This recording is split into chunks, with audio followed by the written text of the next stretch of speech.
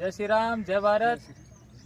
मित्रों, आज सावन के इस पावन महीने में बराबर 1 साल बाद में फिर आपसे रूबरू होने का मौका मिला है, जो कि पिछले साल इसी समय हम इस रामबाग में आपके सामने यहाँ पे उपस्थित थे, जो कि एक उजड़ा हुआ सा स्थान था, जो कि हमारे गांव के ट्री मैन कहलाने वाले गुरुजी, भयंकर जंगल था, शिवराम जी गुरुजी, जो कि ट्री मैन के रूप में हमारे गांव में जाने जाते हैं। प्रकृति से इन्हें बहुत ही लगाव है। आसपास के गांवों में जहां भी इनकी पोस्टिंग हुई है, हर स्कूल को, गांव को इन्होंने हरा भरा किया है। हमारे गांव के अंदर हाईवे पे जितने भी नीम लगे हुए हैं, वो इन्हीं की आज देन है। और इन्हीं की मेहनत से, इन्हीं की अगुवाई में गाँव के अंदर इस उजाड़ से, जंगल से, वीराने के अंदर एक ऐसा बाग, जो कि पिछले वीडियो में आप देख सकते हैं क्या हालत थी, ऐसा बाग आज यहाँ पे फलीभूत हो रहा है, जो आप रामबाग के नाम से आज हमारे पूरे गांव में इसको सभी बच्चे जानते हैं। और जो पेड़ पौधे अभी हरी भाई आपको कुछ ही देर बाद में दिखाएंगे, इस बाग को लगाने में गुरुजी की अथक मेहनत और इनके साथ जो टीम जिनकी अथक मेहनत, उसका एक बार फिर 1 साल बाद हम बहुत ही बारंबार उनका स्वागत, अभिनंदन और धन्यवाद देना चाहते हैं। और जिन लोगों ने इसके अंदर आर्थिक सहयोग दिया, जिन लोगों ने इसने शारीरिक सहयोग दिया, और जिन्होंने अपनी बोली से किसी को प्रेरित करके भी इसके अंदर उसको मन से जोड़ा, उनका भी हम बहुत ही बहुत धन्यवाद देते हैं। एक बार हमारे गुरुजी इस बारे में आपसे वापस बात करेंगे और आगे हम बताएंगे कि ये रामबाग जो कि 7 बीघा में डेवलपमेंट किया गया था, और इसी की तर्ज पे आगे आप हरी भाई एक बार आपको दिखाएंगे कि 15 बीघा ज़मीन इस बार हमने और अलॉटमेंट गुरुजी ने पंचायत से करवाई है, जो 15 बीघा ज़मीन में फिर से एक इस रामबाग की जो क्षेत्रफल है उसको बढ़ाया जाएगा, इसका विस्तार किया जाएगा। और इनका जो प्रण है कि जो जयपुर में रामनिवास बाग है, वो रामबाग यहाँ पे बना के मौलासर में छोड़ेंगे। और आने वाली पीढ़ी को ये ऑक्सीजन से भरा हुआ बड़ा सिलेंडर, जो कि इतना बड़ा सिलेंडर जो बिना पैसे, इनकी मेहनत की बदौलत आसपास के पूरे गाँवों को, आने वाली पीढ़ियों को ऑक्सीजन प्रदान कर सके। ऐसा इस बाग के अंदर और भी क्या क्या चीज़ें हुई है, आगे क्या है, उसके बारे में हम चर्चा करेंगे। और वैसे शेखू बना, ये हमारे जागृत हिंदू मंच के सदस्य हैं। पीछे आप देख रहे हैं जागृत हिंदू मंच के सदस्य जो कि खड़े हैं, जो पिछली बार भी तन मन धन से गुरुजी के साथ थे और इस बार भी हैं। और हम अपील करना चाहेंगे, हरी भाई आप हमारे साथ साथ चलते जाएं बाग के, तो हम ये अपील करना चाहेंगे आने वाले जो युवा पीढ़ी है और जो नए मकान जो बना रहे हैं, जो लोग आगे भविष्य के लिए अपनी परिवार के लिए नए मकान बनाने, उनसे हम अपील करेंगे वो हर परिवार अपने घर के 4 फीट आगे और 4 फीट पीछे जगह छोड़े, ताकि क्या है कि 4 फीट जगह से, उन 4 फीट जगह के अंदर ऐसे पेड़ लगाए जिनकी जड़ें सीधी ज़मीन में जाती हो, आसपास में नहीं जाती हो, ताकि घर के चारों तरफ छाया का वातावरण हो, घर में रहने वालों के लिए ऑक्सीजन का वातावरण हो। अभी जैसे ये पिछले साल बमल, ये आंवले का पेड़ है, गुरुजी आप बताइए। हाँ, रामपेड़ आंवला है, और ये हमने लगाया पिछले साल, तब तो छोटा ही था, अब 7 फीट 8 फीट हाइट का हो गया है। और ये सारी लाइन, एक तरफ ये आंवला है तो दूसरी तरफ ये भील है, तीसरी तरफ लेसुआ है, इस तरह से वो लेसुआ है, उनकी तरफ चलेंगे। जैसे आप ये चलते चलते अपन उस बात को वापस आगे बढ़ाते हैं हरी भाई, तो घर के आगे और पीछे 4-4 फीट अगर जगह छोड़ने से चारों तरफ पेड़ हो, तो उसके अंदर एक तो अपन को गाड़ी के लिए ग्रेज नहीं करना होगा, ऑक्सीजन भरपूर मात्रा में मिलेगी, थके हारे व्यक्ति जब सभी परिवार एक साथ बैठते हैं तो सुकून का माहौल होगा। उसके अलावा वहाँ पे अपन जो कूलर, जिसके अंदर अपन 8 बाल्टी पानी डालते हैं, क्योंकि पेड़ नहीं है आसपास के अंदर, और जो पानी खर्च हो रहा है, पेड़ों की वजह से ऑक्सीजन मिलेगी, प्रकृति तो होगी, उसके अलावा हमारे पानी की बचत होगी, क्योंकि घर के चारों तरफ जब छांव होगी तो घर ठंडा रहेगा। और उसकी वजह से हमें कूलर जो पूरी रात चलता है वो सिर्फ 12 बजे तक चलाना पड़ेगा, और उससे हमारे घर के अंदर पानी की बचत होगी, जो कि बहुत ही आवश्यकता है। इसके बाद गुरुजी अब आगे बताएंगे किस चीज़ के पेड़ है। हाँ, ये शुरू में तो मैं बता रहा था कि आंवला है, और ये बाद में भील आ गया, ये लेसुआ जिसको अपन गुंदा कहते हैं, ये आ गया। आगे कदम के पेड़ भी लगाए हैं कुछ, और ये 1 साल में इतना बड़ा हुआ है।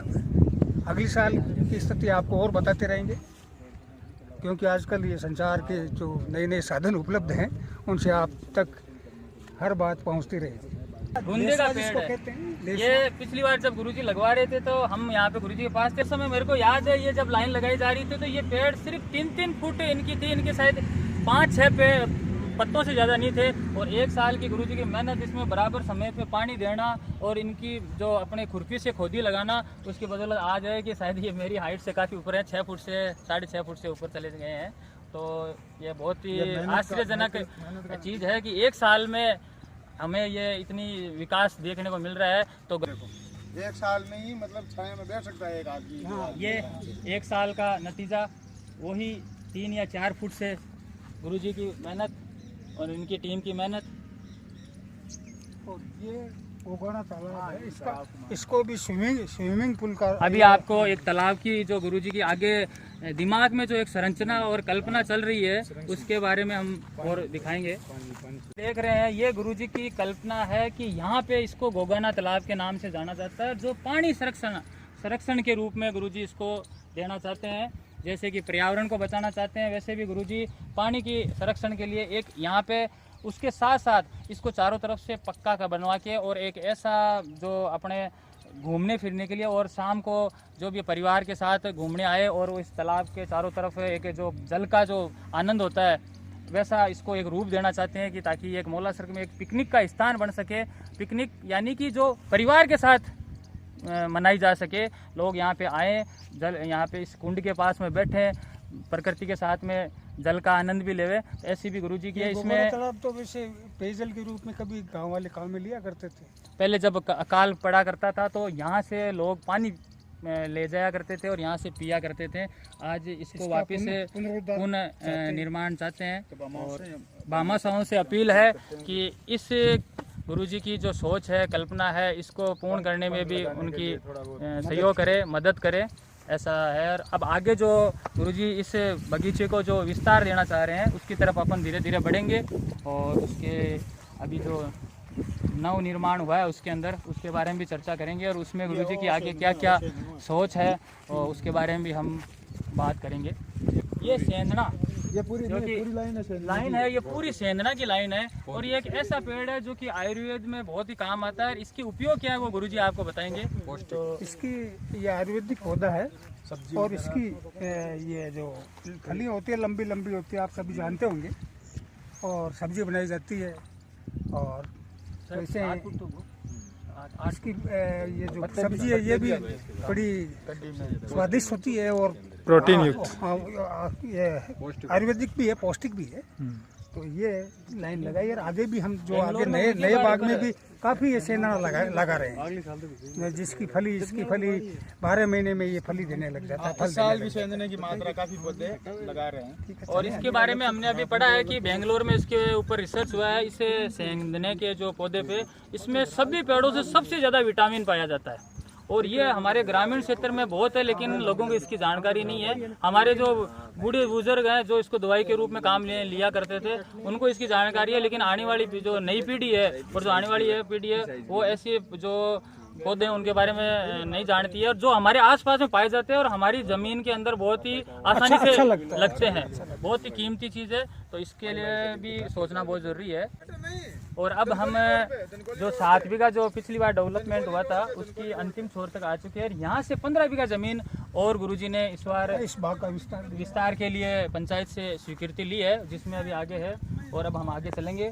जो बीच हमारी बात रह गई थी, हमारी आने वाली पीढ़ी जो सेना में जानी चाहती है, गुरुजी चाहते हैं कि आने वाले समय में मैं इसके चारों ओर एक ऐसा ट्रैक बनाऊं तो बच्चे सुबह सुबह जो दौड़ करते हैं सड़कों पे, तो गुरुजी के अंदर ये मन में आ रहा है कि उनको बहुत ही ये चीज़ फील हो रही है कि आज बच्चे सड़कों पे दौड़ते हैं, गाड़ी से टक्कर लगने की संभावना रहती है, कार्बन डाइऑक्साइड उनको गाड़ियों से मिलता है, तो वो यहाँ पे दौड़ें, प्रकृति के अंदर दौड़ें।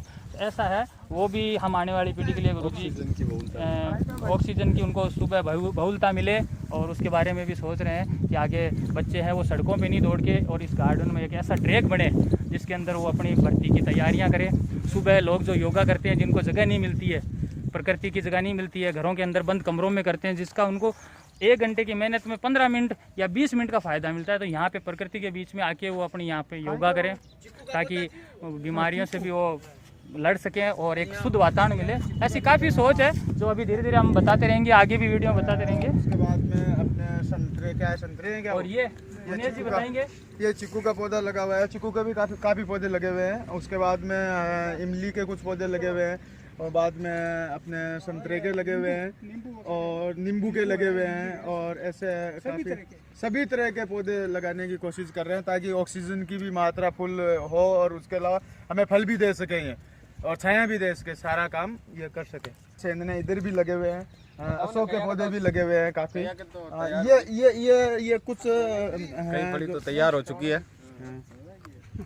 ये चमड़े की, देखो चमड़े की गुरुजी की जो फली है, फली की मात्रा में आपको दिखाते हैं कि फली की मात्रा बहुत ही लंबाई, ये गुरुजी देखो ये मतलब लमसम हाँ 1 फुट से ज़्यादा इसकी मतलब लंबाई के हिसाब से है गुरुजी। मतलब जो भी यहाँ पेड़ और सब्जियां लगा रहे हैं, साथ में पास में लगा दी, जिससे गांव वाले सब्जी ऐसे अब गाँव मैं वाले सब्जी उपलब्ध हो। इसमें है ना, इसमें क्या करते हैं, जैसे कि पिछले साल पौधे लगाए, कुछ पौधे छोटे थे तो वो पौधे सर्दी में और गर्मियों में वो मर सकते हैं, पानी तो मिल जाए परंतु जैसे गर्मी बहुत होती है, सर्दी बहुत होती है, मर सकते हैं। तो ये क्या करते हैं गुरुजी, उनके चारों तरफ जैसे सब्जियां के जो छोटे पौधे होते हैं वो लगा देते हैं, ताकि क्या है कि वो उससे वो उसको कवर कर ले। ये भी एक तरीका है कि बड़े पौधे को बचाने का, ये एक नया तरीका है जो गुरुजी मतलब 1 पन 2 काज हो जाते हैं उससे। गुरुजी की इस जो गुरुजी का प्लान है, इससे क्या एक शिक्षा और मिलती है यहाँ पे कि एक शिक्षित व्यक्ति अगर किसी चीज को लेके आगे बढ़े तो वो एक ही कार्य से 3 कार्य कर सकता है। यहाँ पे गुरुजी ने बगीचा लगाने के साथ साथ में सब्जियां लगा दी हैं, जो आने वाले जो मजदूर हैं यहाँ पे उनको भी मिल सके, गांव वालों को भी मिल सके, और जो छोटे पौधे रहते हैं तब उन्होंने ये सब्जियां लगाई ताकि सर्दी और गर्मी और लू से बचने के लिए वो सब्जियां उन पौधों को बचा के रखे। ये शिक्षा का प्रभाव है। तो भाई लोगों, अपने बच्चों को शिक्षा से भी प्रेरित कीजिए, क्योंकि मेहनत के साथ जब शिक्षा जुड़ जाती है तो काम में कैसे निखार आता है, ये उसका रूप है। बिना किसी मिलावट के लगा रखा है गुरुजी ने, ग्वारपाठा भी लगाया अलग से, मतलब हर पौधे की वैरायटी यहाँ पर गुरुजी लगा रहे हैं। ग्वारपाठे के पास में ही इन्होंने भिंडी के कुछ पौधे लगा लिए। यहाँ पे खड़े हैं, एक ये बंवल है जो आप देख रहे हैं, ये बंवल गुरुजी ने रख रखा है क्योंकि ये इस जगह की पहचान है। यहाँ पे इस जगह में पहले ऐसे ही बंवल थे, चारों तरफ कांटे थे, कोई आदमी यहाँ घूम फिर नहीं सकता था, जंगल था। अब इस बंवल को आप देख सकते हैं कितना बड़ा बंवल है, और इसके नीचे ये जो भाई लोग खड़े हैं इनको 15 मिनट लगे यहाँ पे जगह ढूंढने के अंदर, इतने इन कांटे हैं। और ऐसे ही बंवल पूरे इस जगह में देख सकते हैं, हरी भाई दिखाएंगे, इसमें इस पूरी जगह में ऐसे ही बंवल थे, चारों तरफ कांटे थे, कोई आदमी यहाँ से आ जा नहीं सकता था। जो कि आप देख सकते हैं कि जो जगह मिली है उससे आगे आपको दिख भी रहे होंगे। इस जगह को ट्रैक्टर से पहले बंवलों को कटाया गया है मजदूरों से, जेसीबी से उनको कई जो बड़े थे उनको उखाड़ने में पैसा लगा है। उसके बाद में ट्रैक्टर से इस जगह को समतल कराया गया, उसमें काफ़ी पैसा लगा है। और उसके बाद में जैसे मजदूर आपको दिख रहे हैं, ये लगातार पिछले 1 महीने से यहाँ पे कंटिन्यू काम कर रहे हैं। और अपने ट्रैक्टर जो आप देख रहे हैं, ट्रैक्टर लगा हुआ है, काफ़ी पेड़ यहाँ पे अभी लगा चुके हैं गुरुजी। मजदूर यहाँ पे निरंतर काम कर रहे हैं। जो छोटे छोटे पेड़, हरी भाई अगर आप दिखा सकते हो तो इन पेड़ों को नज़दीक से दिखाएं। और उस डंडे के पास आप देख सकते हैं जो नए पेड़ आगे लगने वाले हैं।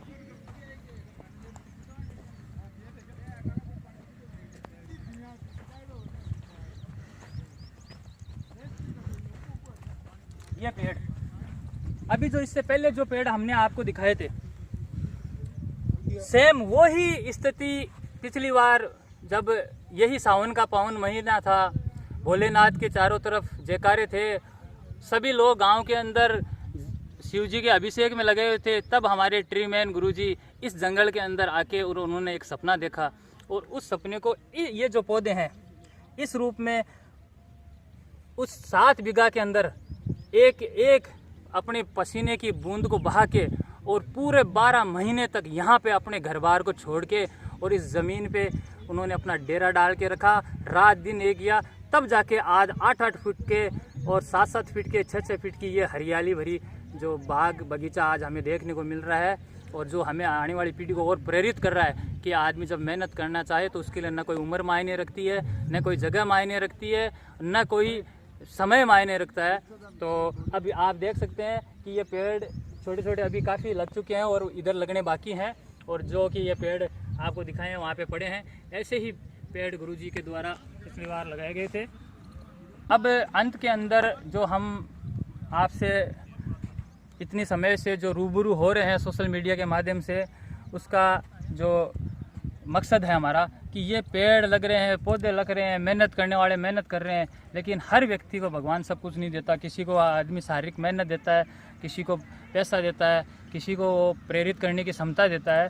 तो अब हमारी और गुरुजी की और पूरे ग्रामवासियों की और जो पीढ़ी आज नहीं है, उस पीढ़ी जो आने वाली है, उसको सुखमय जीवन मिले, उसको एक अच्छा वातावरण मिले, उसके लिए हम आपसे हाथ जोड़ के सभी विनती करते हैं कि आप लोग इस कार्य के अंदर बहुत ही ज़्यादा सहयोग करें और इसको मतलब बहुत ही गंभीर रूप से लें, ताकि इसको एक बहुत ही अच्छा रामनिवास बाग की तरह एक रूप दिया जा सके।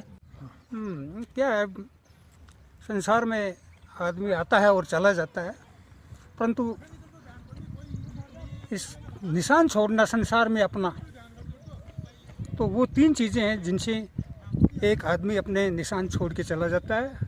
मारवाड़ी में कहते हैं कि तो गीतड़ा के भीतड़ा के रूम खड़ा, ये 3 ही चीज़ शेष बचती है। यदि किसी ने रूख लगाया है तो वहाँ फला व्यक्ति ने लगाया है। जैसे महाराणा सांगा ने विजय स्तंभ बनाया आज से 500 साल पहले, बिल्कुल, परंतु आज ये विजय स्तंभ किसने बनाया जी?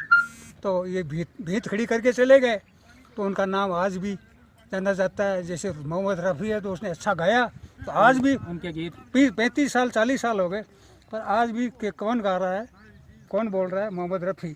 तो मेरा कहने का मतलब है कि ये संसार छोड़ के जब हम चले जाते हैं तो ये 3 चीज़ें ही पीछे रहती है, क्या तो गीतड़ा के भीतड़ा के रूम खड़ा। तो सभी से निवेदन है एक बार फिर से कि इसके अंदर अधिक से अधिक सहयोग करें, तन से, मन से, धन से, हो सके तो किसी को प्रेरित करके जैसा हो सके ऐसा सहयोग करें। और सहयोग करने के लिए इसमें वीडियो के अंदर हमारे गुरुजी के मोबाइल नंबर दे दिए जाएंगे, तो आप संपर्क करना चाहते हैं और इसको निष्पक्षता से आप जांचना चाहते हैं तो आप गुरुजी के नंबर पे बात कर सकते हैं गुरुजी से। जय श्री राम, जय भारत।